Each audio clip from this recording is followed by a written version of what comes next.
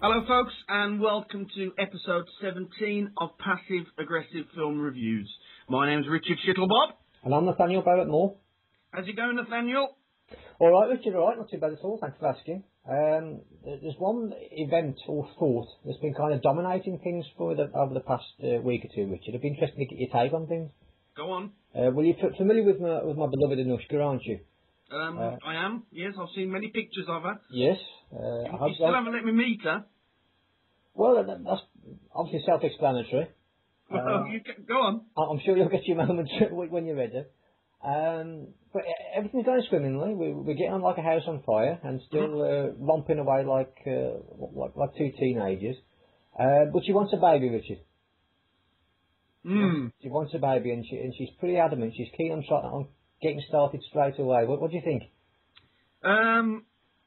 I mean, obviously, I think that it's the purpose of coupling is to reproduce. Yeah. Obviously, preferably not outside of wedlock. Right. So I think you should marry the woman and grant her wish.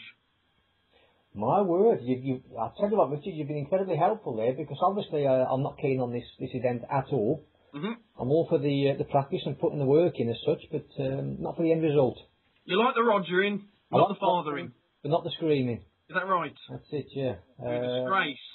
So I've been thinking about ways to kind of dodge this situation, and the old marriage wedlock thing, that could work a treat, to be honest with you. Had you thought of that? I hadn't thought of that, no, not at all. I mean, that's just blindingly obvious, isn't it? Why didn't that occur to you first? Well, the thought of marriage, and it never enters my thoughts, Richard. It's such an alien concept to me. How long have you been with her? How long's it been now? It must be about, nearly 6 months, so we're still in the early stages. 6 months? Yeah. That's early stages?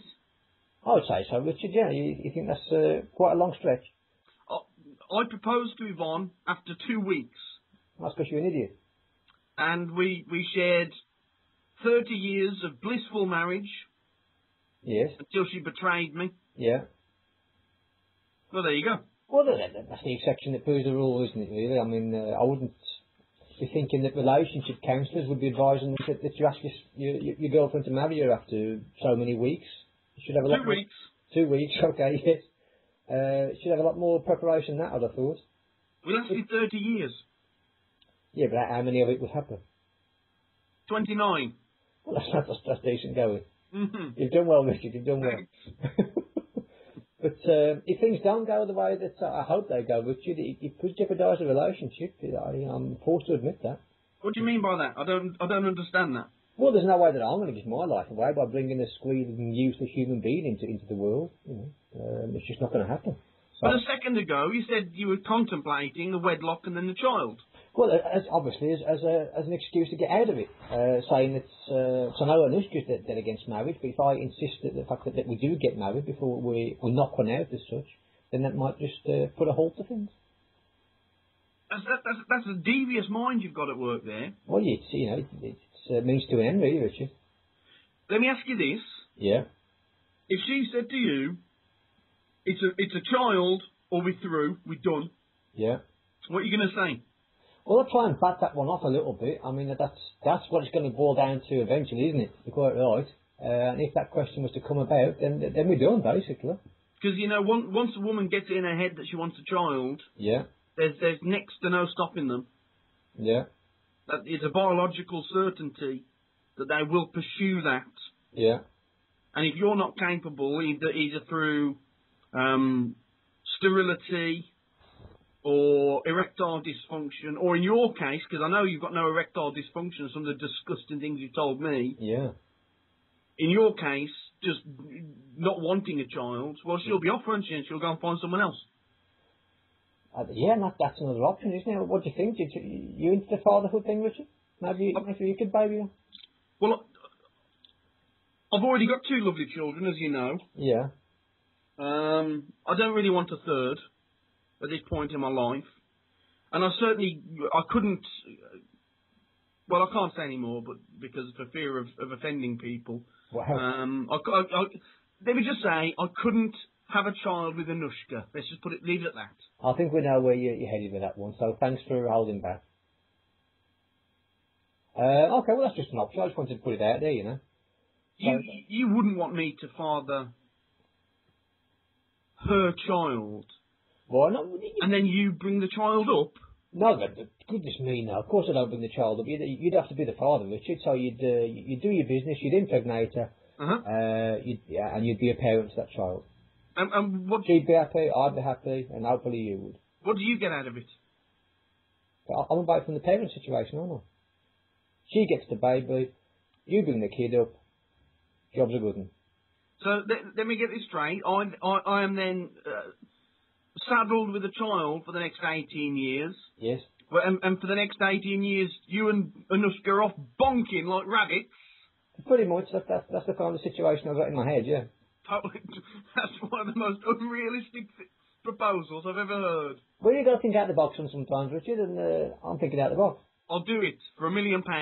Well, I haven't got £1 million, so that one's dead in the water then. I'll do it for 100,000. No, it hasn't got a financial tag on it, no. I can't be bought. Not about that. Anything else? Well, yeah, she also... That's a big one. That's a big one. It's a big one, isn't it? I know. Yeah, but anything else?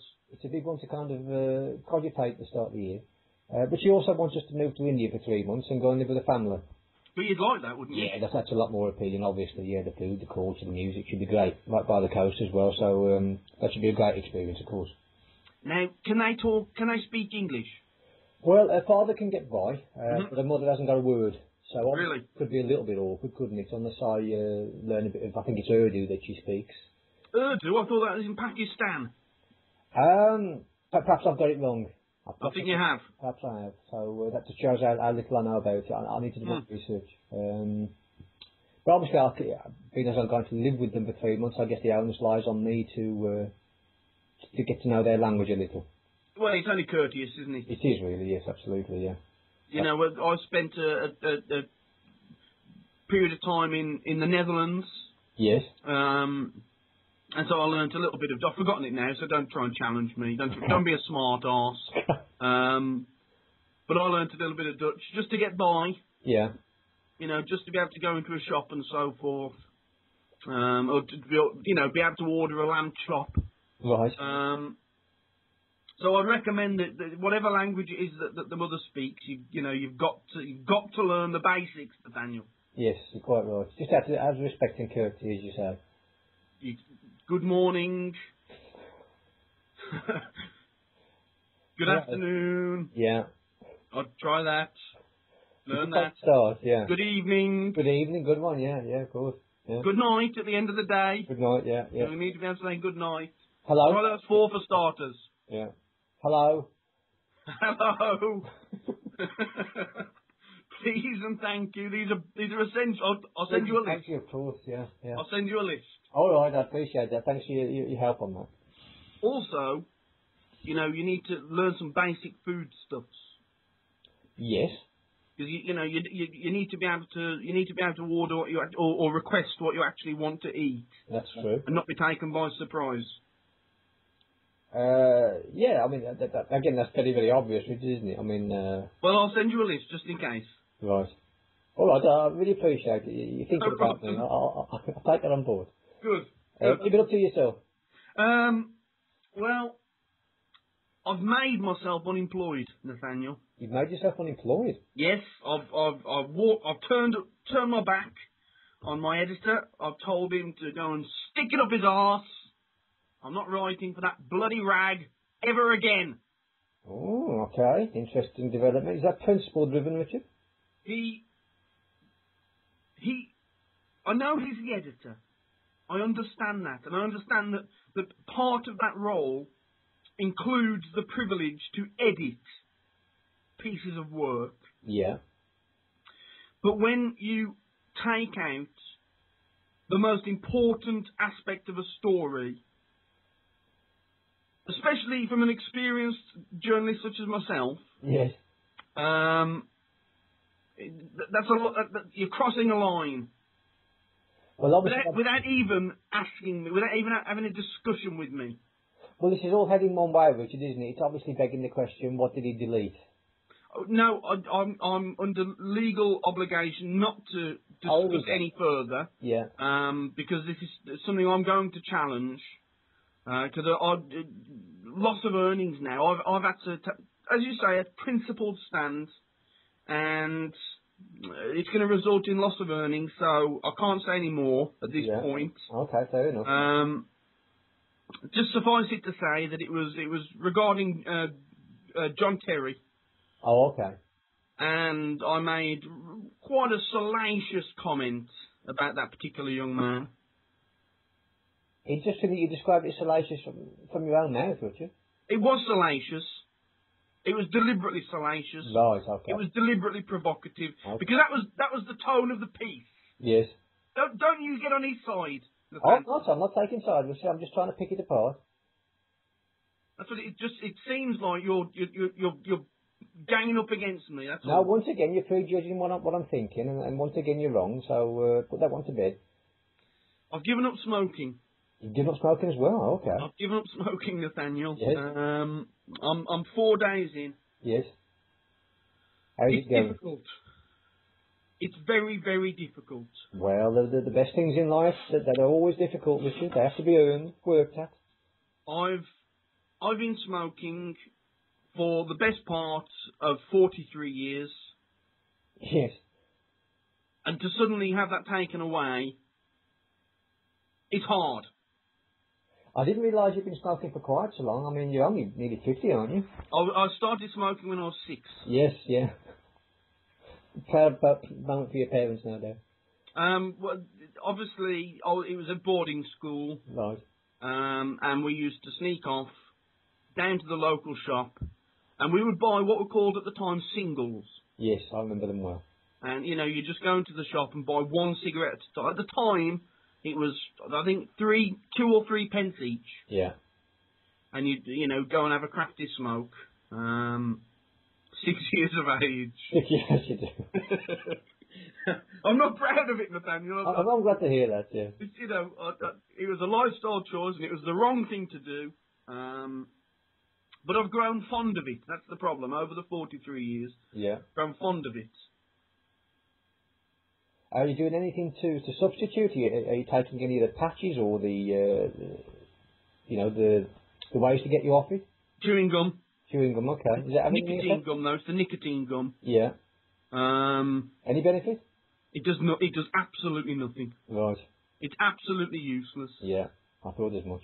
I've been in a rage for the last 2 days, if I tell you the truth. Yeah. I've been very, very short-tempered. Well, again, isn't that a common side effect of trying to wean yourself off the nicotine? What do you think about Whitney Houston? A total tangential point. Well, quite frankly, which I couldn't care less. It's just one less wailing banshee in the world, isn't it, really? That is so typical of you. I don't think it is typical. You claim to be a libertarian, and then when the finest talent of her generation dies, yeah, you say, oh, who gives a shit? Well, I didn't say that, did I? I just, no doubt it upsets a lot of people. She had a huge fan base. She gave a lot of pleasure to a lot of people. But you asked my own personal opinion, and yeah, quite simply, I couldn't give effect now. She was a remarkable woman who had an absolutely sensational voice, and it's a sad loss to the world of music. And if you don't realise that, Nathaniel, you're the one with the problem. Well, I can only tell it as I see it, Richard. I found it to be something of a dullard. I found her voice technically very good, but she was dull as arseholes to listen to. So it wasn't inspirational. Wasn't anything different about her. Yeah. Let me ask you this then. Yeah. Who is your favourite female singer? My favourite female singer? Yes. Oh, that's put me on the spot. That's put you right on the spot, hasn't it? Yeah. You're sitting there pretending you've got a wealth of knowledge, talking about the fact she's technically very... What the bloody hell do you know? Well, obviously, Whitney Houston was in the limelight for a long time, Richard. It wasn't like she was really difficult to get access to. But bringing it back to the question, I think someone like Janis Joplin. someone with some real soul, someone who's despicably ugly to look at, but was based purely on her artistic talent. Can you name a song by her that I might know? I'm not about to be caught up by you here, Richard. If you want to know about Janis Joplin, I'll send you an email. Okay, if you would. No I'm problem. fascinated. Are you done, or have you got anything else to read? One more thing. Okay. I think my Facebook account has been hacked. Really? I do. I think so. Oh, yes. Do tell. Well, I keep getting messages calling me an old shit. Right. I mean, that's a hacker, isn't it? That's got to be a hacker. Well, possibly not. I mean, surely it's not that uncommon a term for your ears to hear. Nobody's called me that in real life. Apart from you, you're the only one that calls me names. You're lying, Richard. You're telling me that in the nearly 60 years of you being on this planet with all your horrible views, no one's... I'm nearly 50. Old shit. I'm not 60. I'm nearly 50. Well, you look nearly 60. Don't age me by a decade. 43 years smoking hasn't had the best effect. In real life, nobody calls me names. Yeah. These must be hackers. I'm blaming it on the anonymous group. Right. The anonymous group. You've heard of those, surely? Anonymous group? Yes, the anonymous hackers, the group. I haven't. No, I've never heard of them, no. Mm-hmm. I thought that's something else that you just made up the top of it. Do some bloody reading. Okay. Christ's sake. Are we done? I think we're done. Do you want to move on? Let's move on.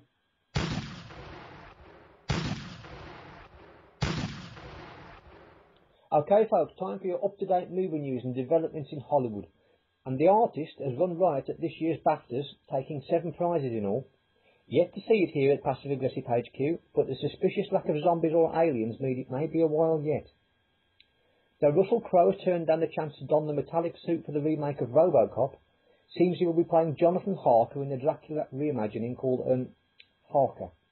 Trouble is, he'll need an English accent for the role. Here we go again. Billy Connolly has landed himself a role as a warrior dwarf in the upcoming Peter Jackson Hobbit movie.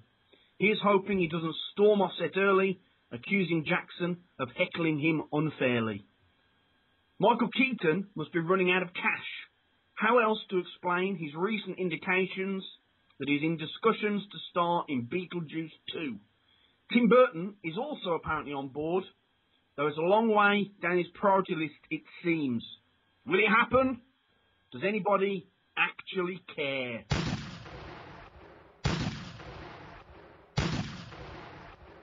Okay, folks, this is the part of the show where we talk about a movie on current release, and this time we're going to be discussing Chronicle. Here's the plot. Andrew, Matt and Steve, 3 young lads, stumble upon a hole in the ground, which leads to an underground chamber. Matt and Steve, being the boisterous, adventurous types, decide to investigate, and the more reserved Andrew is dragged along with them. What they discover is about to change their lives forever, granting them the power of telekinesis. What begins with playfully throwing balls and other small objects around escalates, as do their egos, and things begin to take a turn for the unpleasant when revenge becomes a motivation for using their powers. You seen it, Nathaniel? Yes, I've seen it. I like this a lot, Richard, to be honest with you. You've given the game away straight away. Where's tension? Have you heard the word tension? Tension? Yes. Well, tension doesn't really enter my vocabulary a lot. I'm a laid-back soul. I don't understand the word tension. Well, you might as well say nothing else, because now we know that you like the film. What else is there for you to say? You ruined it. Nathaniel? Yeah. Don't take me literally. Okay. Come on. Let's have your thoughts. Come on. Handsome young men showing the audience what powers are available to us all, given the right conditions. And I like that. You know that odd crystal thing that they went to touch under the ground? Oh, yes. It was clearly a metaphor for stimulants, Richard. For what? For stimulants. For stimulation? For stimulants? For stimulants, yes, as I've experienced on more than one occasion. Phenomena such as remote viewing and telekinesis are a possibility. For drugs? That's right, drugs, absolutely right, yes. And these young lads, in their proficient acting, displayed that it was possible. And I really like that take on the movie. That's interesting. I mean, I thought it was Spotty Oips getting all uppity. That's a different take. Well, that's got nothing to do with the point I've just made. Okay. Well, thanks for giving us your opinion. So you think that large crystal thing that they touched and enabled them with their powers Yes. was a visual metaphor for magic mushrooms? Absolutely. Because obviously they didn't want to depict that Hmm. in a... Was it a 15 certificate movie? I think it was 15. You couldn't have young teenagers going around roaming the fields picking mushrooms. So to display that obvious notion, they used just a different way of displaying it. And you thought that was positive? And I thought that was wholly positive, yes. Did you? Yeah. He gave... just reminded people of the true potential within ourselves to have remarkable experiences. But only when we touched a huge crystal underground. It does need a good healthy dose of some healthy stimulant. Certainly has a positive effect, yes. You surprised me. I would have thought that you would have been some kind of, tantric guru who believes that we can tap into our mind's potential through simple meditation. Well, you're quite right, but that takes probably 30 years of discipline and practice, Richard, and basically I'm a lazy arse. Stimulating to a quick way around that. You think so? They're a shortcut? They're a shortcut, yeah. Can't be bothered to sit there for 6 hours and meditate. Take some mushrooms. So the Dalai Lama, he's got it all wrong. Is that what you're saying? Let's just get this on the record. Yeah. Nathaniel Barrett Moore thinks that the Dalai Lama should be stop wasting his time and taking more drugs. Well, obviously that's the purest way to do it, and probably over the long term, it has the most benefits, and you get the most pure effects from it because it's the right and proper way to go about things. But people being people with our busy lives, I mean, who really has got and wants to devote hours of each day to meditate and reflect when you can just go into your garden and pick a few mushrooms? Well, I've got time now, Nathaniel, because I'm unemployed. Well, you give it a go. So shall I try it? Why not? You could report back to us next week, couldn't you? Shall I meditate? Yeah, I like the thought of you meditating. So I just sit in a room, do I, silently, and what do I need to recite, some kind of mantra or something? You can go about it whichever way you deem fit, really. Oh, really? There's many different ways to meditate, Richard. And do I need to be clothed? Well, I'm not going to put suggestions in your head. It's not for me to tell you how to go about things. You're an intelligent bloke. There's plenty of information on the internet that you can access about this subject. So just go and do your research and find your own little niche. I will. And yeah, it'd be interesting to hear about that next week, actually. I'll tell you. All right, great. Lovely. Next month. Next month, yeah, of course. Yes, beg your pardon. Changed. Yes, next month, quite right. Because of you. Yeah. Yeah, back to the film. Go on. I enjoyed the effects, Richard, which is unusual. They were low budget, and they were there to enhance the story. Just a tasty morsel to add to it, rather than an extravaganza that distracted from the movie. So I really enjoyed that aspect. Because the special effects were quite realistic, weren't they? As far as special effects go. Absolutely, yeah. It wasn't like something completely fantasy driven. No. Although it was utterly spectacular what you were witnessing. You were very much, certainly as I was watching it, thinking it was actually possible, believable. It wasn't like something like the Green Lantern, where like a bolt of green energy pulsates out of somebody's chest. Quite, nothing like that at all. That's just ridiculous. Because really nothing was happening, was it? There were no flashing lights or beams of energy. Yeah.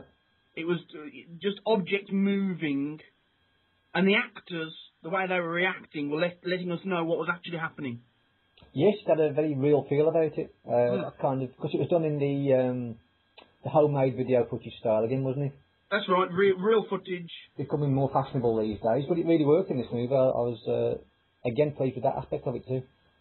Do you think it's being overdone a little? I think it's going to be, not quite just yet, Richard, but we're reaching the cusp, I think. It's going that way, isn't it? It's going that way, isn't it? Because it's obviously pretty successful. It's pulling the punters in. It's still quite novel.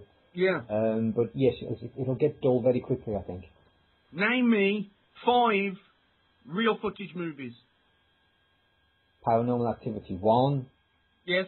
Paranormal Activity 2. Oh, yes, go on. Paranormal Activity 3. You cheat. And, oh goodness me, I had one on the tip of my tongue there, Richard, and it's gone. No. Come on. I'm trying to bide myself time here, Richard. You can do it. There was a possession movie. Massive horror movie. One of the most successful films of all time in terms of profit. That's not helping, Richard. Come on. It's just making me look even more stupid. 5, Yeah. 4, 3. No, it's gone. It's gone. you bloody imbecile. Blair Witch.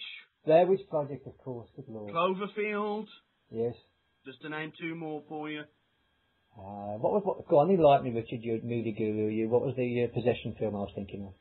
It could be The Last Exorcism. There we go, that's the baby. There we go. You're a genius. Thank you.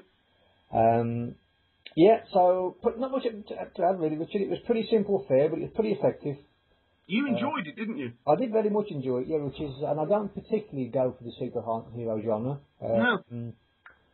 But yes, it's not a straight superhero, though, is it? No, not at all. There's a bit of superhero, there's a bit of anti-hero. There's a lot of different angles to look at it from. I thought the special effects were poor, personally. Really? And they were massively underused, sorry. Right. But I didn't think they were very good. I thought the script was dreadful. Right. Just lots of people screaming and shouting and using the word like in inappropriate places. Okay, yeah. The script writers were particularly lazy in that they didn't answer any questions. Right, what do you refer to when you say that? Why was Andrew the stronger of the three? So that's not giving anything away. It was in the trailer. Yeah. Why? Well, it's pretty clear why, isn't it, Richard? It's pretty clear why when you give an iota of thought to it. I've devoted huge amounts of mental energy to it. Sure, I haven't come to a conclusion. Right. Well, again, we're touching on the territory there, but we're giving too much away, aren't we? This would be a spoiler, do you think so? Don't spoil it for the listeners, do we? But listeners, to just take my word for it, don't listen to this bumbling idiot. It's pretty clear why this guy Andrew has more power than his 2 comrades. What's that thing under the ground? Where did it come from? Who put it there? It's a bit of a mystery, isn't it? It's all left very vague. That must have been intentionally. I'll tell you one take I did about Richard. I just thought this off the top of my head. Aren't there kind of similarities, but only in reverse, of course, with the kryptonite of Superman? That's an interesting thought, isn't it? And certainly one that I'd had myself as well. Yeah. A glowing green crystal that, in Superman's case, of course, robs him of his powers. Yeah. And this is the exact opposite. Yeah. So no, it's a good observation. Well made. Thank you. Now, what did you think, Nathaniel, of the CGI that was used to make the black guy look muscular? Oh, here we go. Well, I didn't see it that way at all, Richard. I just thought he was a very fit, athletic young fella, handsome, may I say, that didn't require any CGI to show his wares off. That's clearly that's not his real body. Much like Captain America last year, much like the Swords and Sandals Fantasy 300. CGI to make the actors look more muscular. Why? Well, it's one of those. I'm going to fall either way, because obviously either bounty or superior observational skills, or you're being a total knobhead and seeing things that aren't there. Which way do I fall? I don't know. Why would they? If that was the case, let's just take the argument there that you are right. Yes, which I am. Why would they do that? What would be the reason? Because he was he was running for the college president role, wasn't he? And in America, you have to be beautiful to be successful. So they were trying to make him look even more. Because you're quite right with what you say. He's a very good-looking young man. Yeah. So then making him muscular as well just fits that American ideal even further. Right, okay. So you're making the suggestion there that he's probably some spindly little wimp-type person who they've just CGI'd to make look muscular. I don't think he's like a Mr. Muscle character. Right. I don't think he's like that. but I think he's more normal than he appears in the movie. That's as far as I'll go. Yeah. Because, I mean, surely you're familiar with the stereotype that exists, but again, with all stereotypes, there's often an inkling of truth. I mean, being a tall, rather handsome young black lad, they do tend to be, in general terms, more athletic, more sinewy, more muscly. You wouldn't think he would need CGI to man him up. Listeners, I can only apologise to Nathaniel's outrageous stereotyping and hitherto unseen depths of racism. Right. That's an appalling thing that you just said, Nathaniel. To have you make that statement online is just, well, that takes me to places that are rather unusual. This was a blasphemous movie. Right. It was man playing God. Yes. That makes no sense. Well, thank God, Richard. Well, it was man playing God. How? How? How? The three boys Yes. with superpowers Yes. doing things that only God ought to be able to do. Not sure that's the case, Richard. I mean, Jesus with his miracles, I mean, you're going back a few thousand years, aren't you? The military would have utterly destroyed them. Right. It was implausible. Yeah, it would have made for a very interesting film, though, would it really? You know, if the armed forces had turned up on the scene and just kicked ass, it wouldn't have been very intriguing, would it? I'll tell you that your problem, Nathaniel. Go on. You've got a bloody answer for everything. I really have. You've got a bloody answer for everything. I've just got an opinion, Richard. One of these days, you'll listen to what I'm saying to you. I do. You'll take it on board. Yeah, I take your words on board. I give them the chance they deserve. It's just that often they're horrible. This was children running around playing cowboys and Indians. You might call that entertainment, Nathaniel, but I don't. Fair enough. Do you want my rating? I'd love your rating. It's 2 out of 10. I think that's a ridiculously low rating for such a simple and enjoyable movie. This was very enjoyable indeed. 8 out of 10.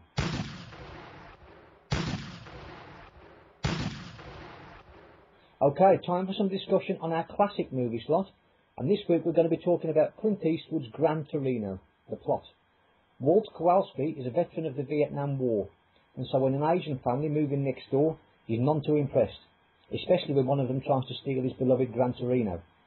This thorny relationship begins to mellow out when he discovers that gang culture is the real menace of the neighbourhood, and when one of the gangs begins to terrorise his new neighbours, Walt steps in to warn them off. He ends up becoming really close to them, appreciative of their kindness and generosity, culminating in him making a great sacrifice for both himself and his new friends. You seen this, Richard? Of course I have. Of course I have. And your thoughts? I'm going to start with a question. Very well. Did you believe in the Clint Eastwood character?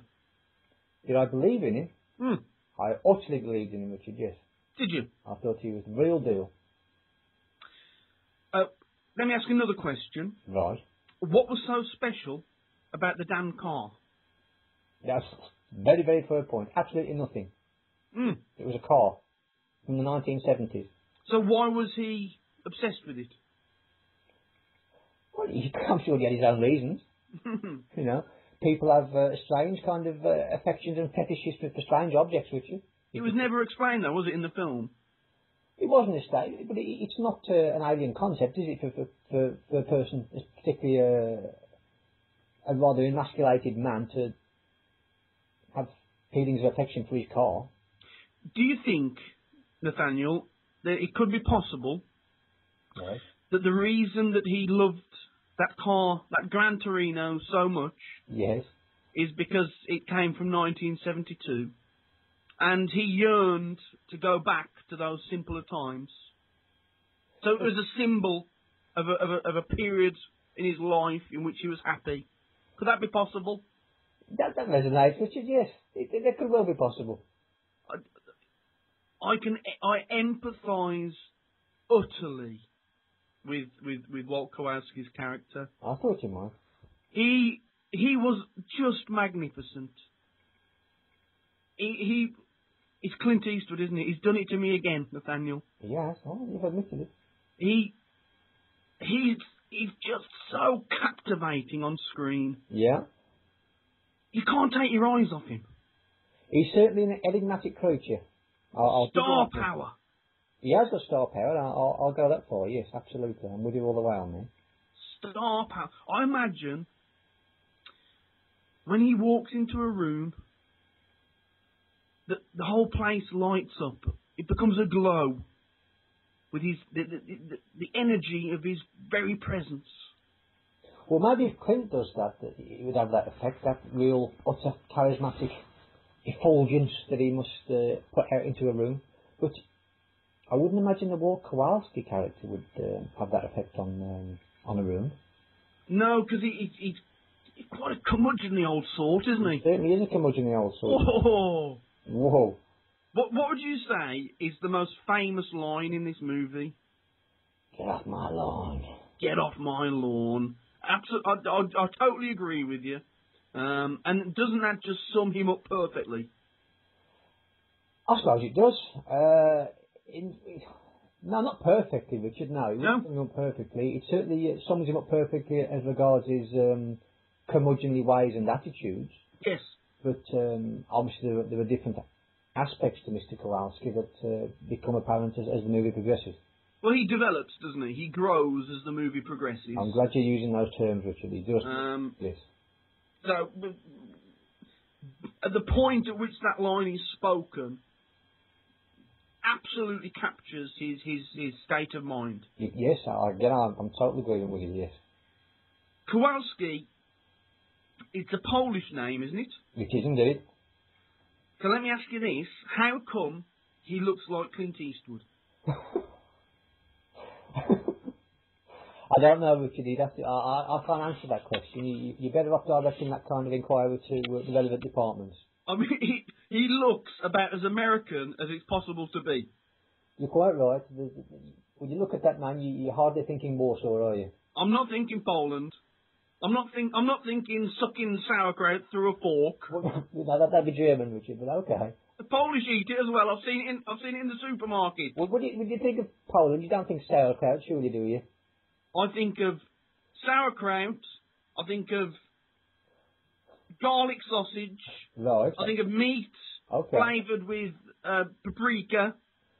I think of mackerel in tins with cabbage. Okay, well, you could have done a lot worse, Richard. You could have done much worse. So I'll take that. What nationality were his neighbours? They were...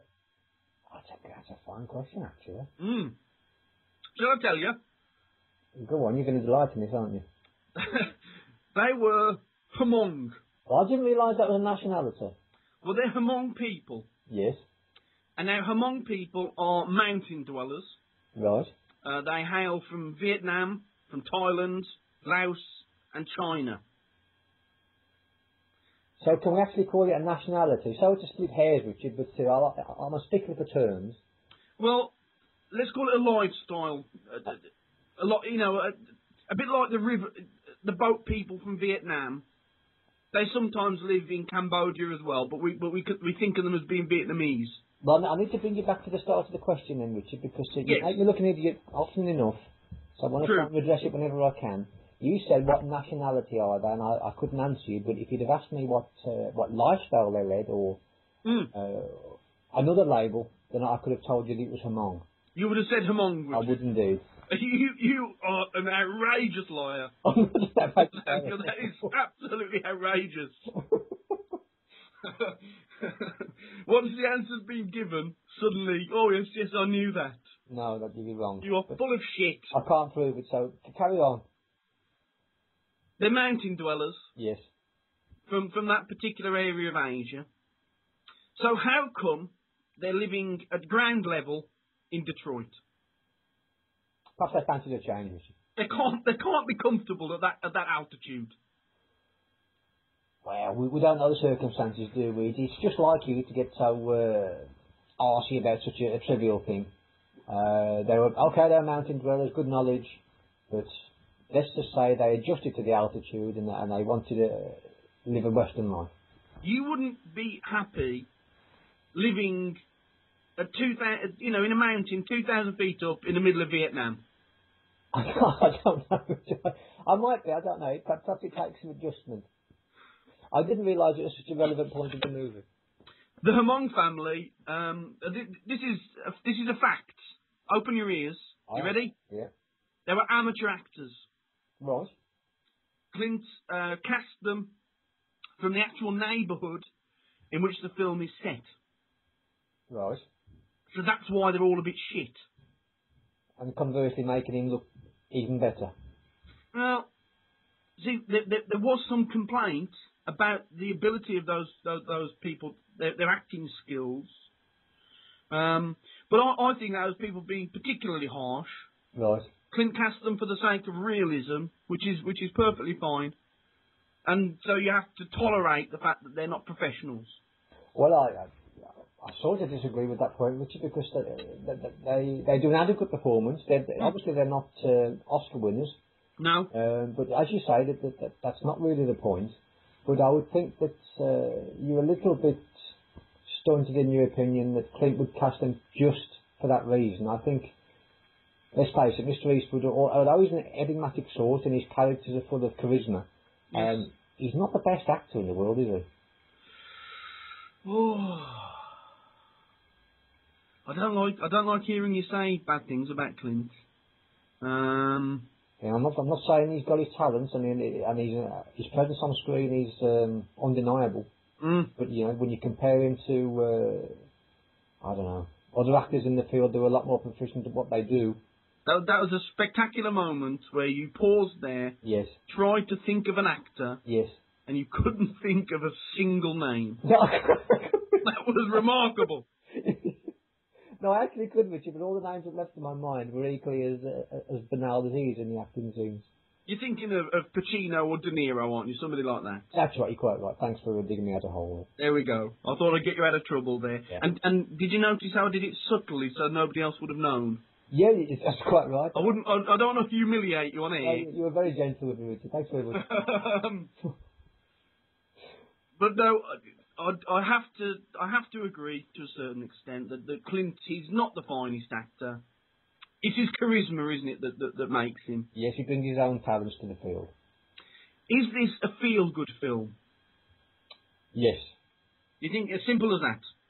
Yes. It's not an obvious feel-good movie in the way as some people would choose rom-coms as feel-good movies, happy, easy watches.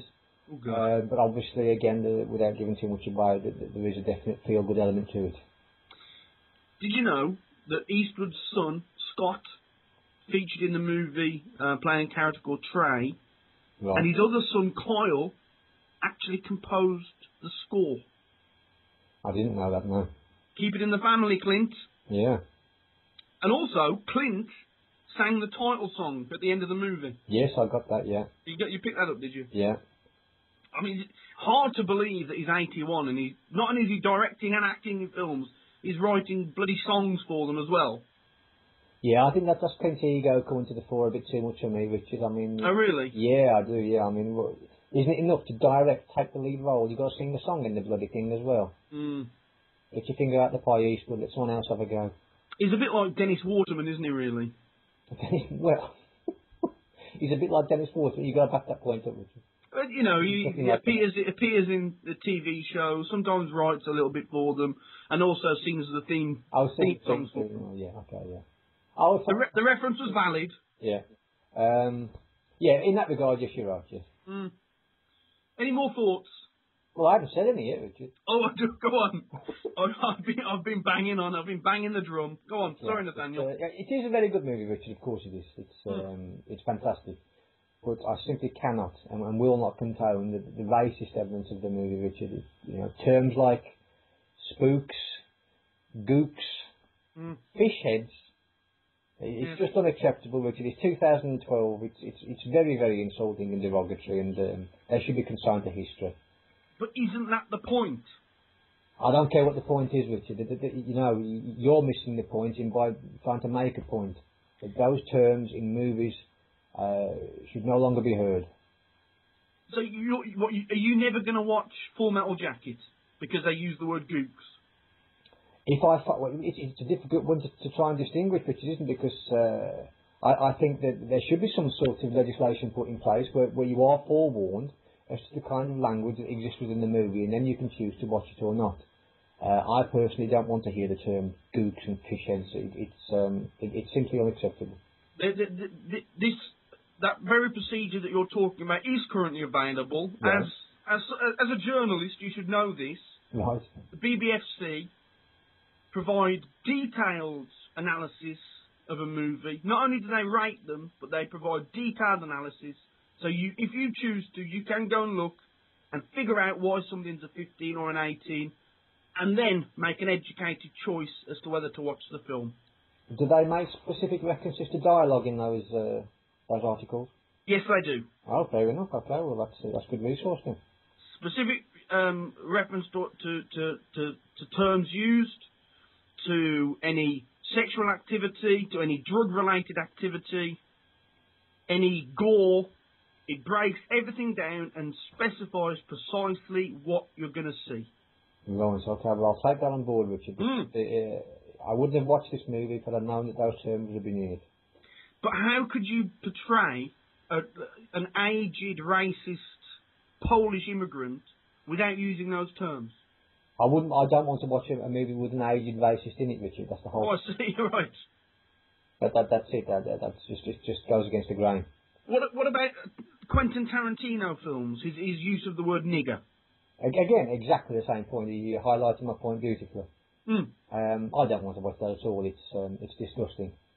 It's time that people moved on, and we're never going to move on from those horrible terms if we keep seeing them in movies, Richard. Well, I can't agree at all with that point. I think it is important that we don't use racist terms whenever possible. I'm very, very open-minded, as you know. But I can't agree with that. We have to portray real life. No, we don't. No. No. All right. We have to agree to differ. Well, other thoughts?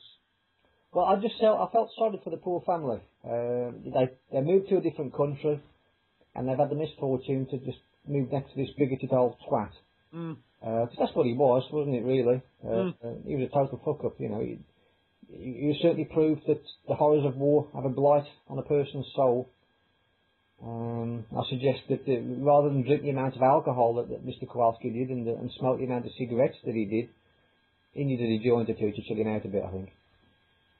I don't think he would have contemplated that, even though I have seen in several Vietnam movies that the soldiers did enjoy a spot of marijuana from time to time. Yeah. Kowalski didn't strike me as that sort. No, absolutely not. He was very much of the old guard, but he could have done with a couple, Richard. He was moral, he was ethical, he was correct. Well, let's not get into that debate, because I'm going to disagree vociferously. So he's not going to smoke the wacky backy, is he? Well, you know, if I'd have got round, I'd have had a beer with him, and I'd have suggested that he might want to try it, after 3 or 4 cans. Would you have done what you did to me, where you bake him a cake and don't tell him that you've put something in it? Well, possibly not, because Clint's probably a lot more dangerous man than what you are. I'd only have to take a few steps away from you, and I'll be able to get away from you in no time, because you can't run. But if Mr. Eastwood just catch hold of you, I'm pretty sure he'll give you a damn good hiding. I agree with you on the point about Clint, but I don't know where's this nonsense coming from that I can't run. Well, you're not the fittest gentleman in the world, are you, Richard? I'm lost for words. How do you think you know this? Where's this knowledge coming from? Well, obviously, I've seen you in the flesh on occasion, and you carry a little bit too much weight. All you do is sit on the couch and grumble and moan and eat crap. All I'm saying is that I'd be able to run away from you very easily. Let me tell you, Nathaniel, if it came to a fist, I've told you this before, if it came to a fist fight, right, there'd be only one winner, and it wouldn't be you. But I wouldn't fight you, Richard. I wouldn't fight you. That's the thing. I wouldn't get into that. I'm not a fight. I'm a lover, not a fighter, Richard. I'd get you in a corner. Yeah. So you couldn't run. Yeah. And I'd beat the living shit out of you. I'll touch your penis, Richard, then you'd be helpless. Oh. You shouldn't make promises you're not prepared to keep. On air. Any other thoughts? You're drifting off the film. Sorry, yes, I am. So, yeah, you've got, like, the juxtaposition of Walker Vasquez, this figurative helps back to begin with, but then you've got the rather amazing ending where he reveals a whole different side to himself, which is what gave the movie huge credit. Yes. You're a big fan of an ending, aren't you? I do like an ending, yes, in more ways. Yes, quite often. Yeah, and I like it. I like a twist. I like I don't want films that just drift into an ending where, yeah, an ending should be something special. It's the thing that sticks in the memory, isn't it? An ending. Well, it is. It is. So yeah, I like a bit of power to my ends. What would you say is the most inspiring ending to a movie that you've ever seen? Most inspiring ending to a movie I've ever seen. Jeez. Can you think of an obvious candidate? Well, obviously, Richard, I'm racking my brain now. I'm going through some of my favourite movies. Possibly Seven, I think, is the one that leaps to mind. Well, it didn't exactly leap; it kind of crawled to mind. Yes, absolutely. The Brad Pitt film, Morgan Freeman. You familiar with it? Oh, of course, it is. What's in the box? Absolutely remarkable ending to that. I remember my stomach was doing insides as I was watching that. Powerful. Insides. It was powerful stuff. It was horrible, really, wasn't it? It was absolutely horrific. But does that answer your question? Well, the only thing that made that vaguely tolerable was the fact it was Gwyneth Paltrow's head in the box. I didn't think she deserved the treatment that she got. Odious woman that she is, I just feel a bit for her. Did you? Yeah. You've got a big heart, Nathaniel. I don't know, yeah. You've got a big heart. A copy old soul. Can I direct the question back at you, Richard, just for interest's sake? Oh, I think I'd have to say Rocky 2. Rocky 2? I haven't ever seen it. You know, it's a real. You say you like a twist ending. Yeah. And this one it really takes you by surprise, because what happens is, in Rocky 1, Rocky fights this character called Apollo Creed. Yes. And gets battered and loses. Yes. Everybody advised him in Rocky 2, don't fight this guy again, he's a monster, he'll beat you. And at the end of the film, wouldn't you know it, he gets back in the ring, and 12 or 13 punishing rounds later, the last punch before the bell goes, they're both on the deck, and Rocky manages to stumble to his feet and wins the fight. It was so unexpected, I loved it. You've been incredibly sarcastic there, Richard, aren't you? No. Yeah, you sure are. Is that the famous Adrian scene? That is the Adrian moment, yes, yeah. So you've not seen the film, but you're aware of that particular sequence. I'm quite glad I avoided it, actually. I mean, if you thought last year's Warrior was bad, right. I don't think this one's for you. I don't think I'll be giving it much attention now. No. I think we've drifted, Richard. We've done, aren't we, with Gran Torino? Should we mark it?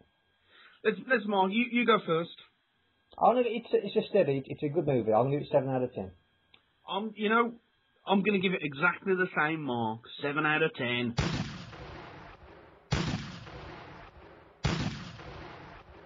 Okay, folks, this is the part of the show where we discuss any other business. And what else could we talk about this particular week than Liverpool striker Luis Suarez? Luis Suarez landed himself in further hot water on Saturday by refusing to shake hands with Patrice Evra of Manchester United. Having been found guilty of racially abusing Evra, resulting in a ban of 8 matches, the pre-match handshake was seen as an opportunity to put the matter to rest once and for all. But by choosing not to shake the hand of the opposing player, Suarez guaranteed the story would rumble on and on. Thoughts, Nathaniel? Well, you've made a right choice here, Richard. It's something to talk about because it's something I feel really passionate about here. And I want to take some deep breaths and take it easy and just give me my opinions. He should be deported back to Uruguay as soon as is humanly possible, Richard. Perhaps there his racist slides are acceptable in those backwaters of South America, but he's in England now, the new rainbow nation. And to exacerbate the situation, he then refuses to shake the hand of his opponent. He's an absolute disgrace, Richard. Absolute disgrace. In Uruguay, it's okay to be racist. So you know that for a fact, or are you just doing it to be controversial? I'm telling you that as a fact. Okay. Then he can go back to his bloody racist, can't he? He can go back to his throng. He's from Uruguay, and Uruguay is a country in the southeastern part of South America. It's home to some 3.3 million people, of whom 1.8 million live in the capital, Montevideo, and its metropolitan area. Well, thanks for the geography, Richard. Why should he shake hands with Evra? He's done nothing wrong. What do you mean he's done nothing wrong? What do you mean he's done nothing wrong, Richard? He's done. I can hear your rage. He's done absolutely nothing wrong. He used a term that's okay in his culture. He used it mistakenly, and now he's being lambasted. I think that's him digging a massive hole for himself there, Richard. He's not so stupid an idiot to know that he's come to this country. He's learned a certain amount of the language. He'll know what will be appropriate and what won't. An estimated 88% of the population of Uruguay are of European descent. Go on, Nathaniel, what were you saying? He's come to this country, Richard. Mm-hmm. He knows of our rules. He knows of the cosmopolitan nature of the country that he's coming to. He cannot use that as an excuse. If I were on the football field with you, yes, and I said to you, "Hey, pal, what are you doing, pal? Stop doing that, pal." You wouldn't mind that, would you? Not particularly, no. It's the same thing. It's not the same thing at all, Richard. What's the word? I'm sure you and your detailed knowledge of such matters. Was it negrito? Negrito. Negrito. I mean, it even sounds like negro, doesn't it? Mr. Suarez has no excuse for using those terms on an English football pitch. And to then exacerbate the situation by not admitting any humility and refusing to shake his hand, he should be deported back to his racist throng. Uruguay's only land border is with Rio Grande do Sul in Brazil to the north. I bet you think John Terry should be next, don't you, Nathaniel? Well, we don't know the ins and outs of what John Terry allegedly said yet, do we? We don't know the ins and outs of this particular case, particularly if you are to believe the insinuations coming from the mouth of Mr. Kenny Dalglish. Well, unfortunately, Mr. Kenny Dalglish has also not done himself any favours by doing what I'm sure he thought was the right thing, in keeping it all in-house. The club will sort it out. That wasn't the right way to go about things at all, Richard. He's put himself in the mire as well. So what's his responsibility here, Kenny Dalglish? To expose Luis Suarez in the service of Liverpool Football Club, to get him sold and deported as quickly as possible. They've both apologised. They haven't apologised to Patrice Evra.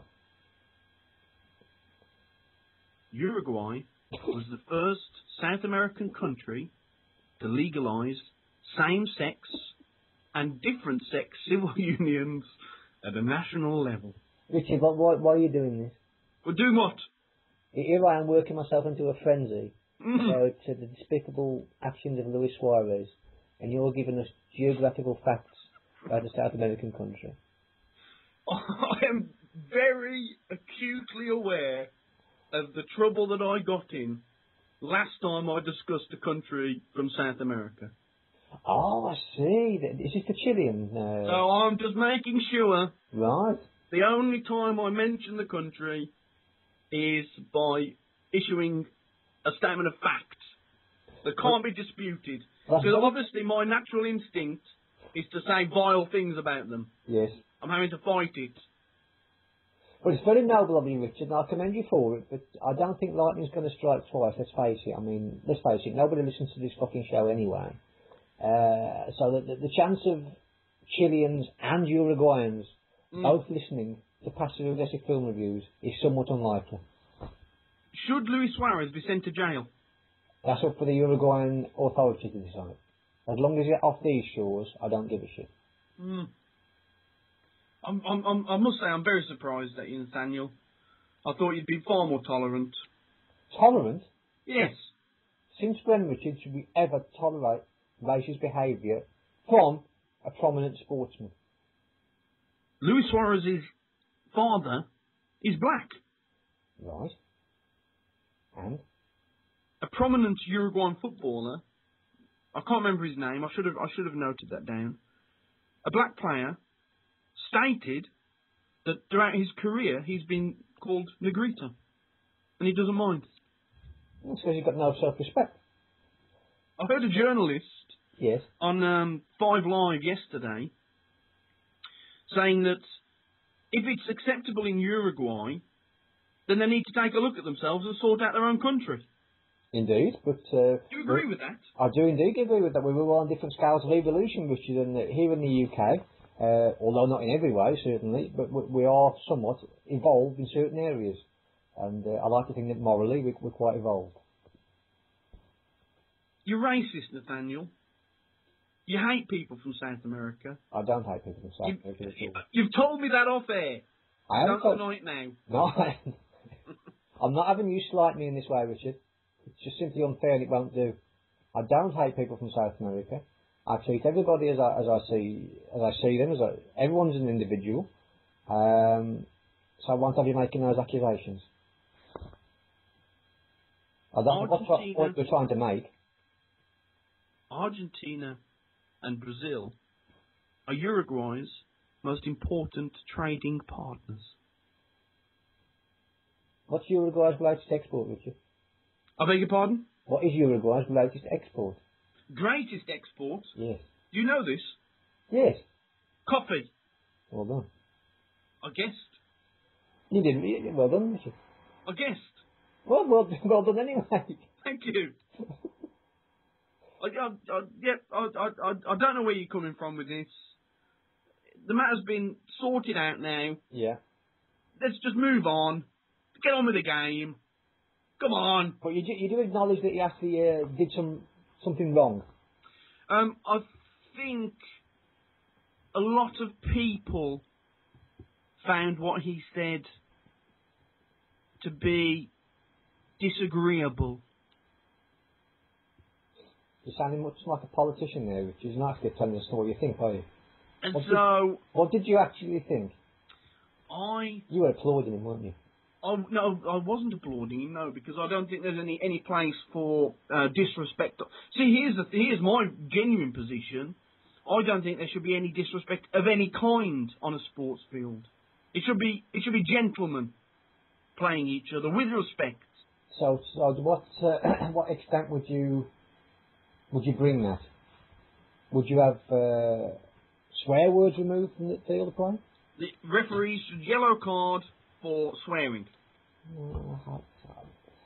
I don't know how enforceable that would be, Richard, and I'm not sure I'm entirely... I don't want the passion taken out of the game. You can still be passionate. You can. You don't need to swear to be passionate. You don't, that's very true, but don't we like that kind of instinctive sort of reaction? It's only instinctive because it's allowed. If it was drilled into people from an early age that it was unacceptable on the field of play, you don't hear snooker players swearing, do you? You don't hear rugby players doing much of it, to be fair. You don't hear rugby players swearing. You make a good point, Richard.